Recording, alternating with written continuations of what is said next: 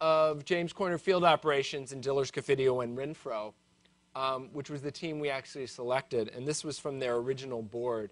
And what's so interesting about this is basically what we've built.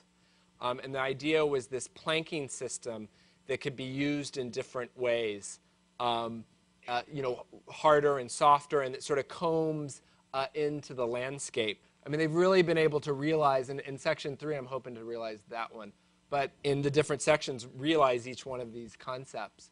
Here you can actually see, so we started construction, I think, in 2006. There you can see the planking. We had to take all the rails, put them back in.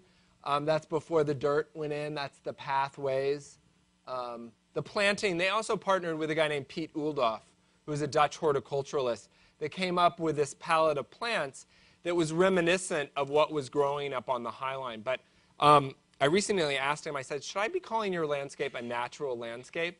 And he said, there is nothing natural about it. It's idealized nature. And it's definitely true maintaining. It's very difficult to maintain. You know, it's sort of like, I think of it like as a minimalist room. You know, it's always hard to build minimalist rooms and very hard to keep them clean and neat. It's sort of the same with the High Line. But it changes all the time. And so every 2 weeks, there's different plants. It's all perennials. In that way, and about, I think, 20 or 30% of the species were already growing up there. The lighting was done by a guy named Hervé Descote. He didn't want any overhead light because, one, it's unflattering, but two, it just lights you and the pathway, and your eyes adjust to the light, and you can't see the city around. So the idea was to recess all the lighting in the railing, and it would light the planting in the path, and your eyes stay adjusted so you can see the city around you. That's where you can see how these LED strips were slipped into the railing.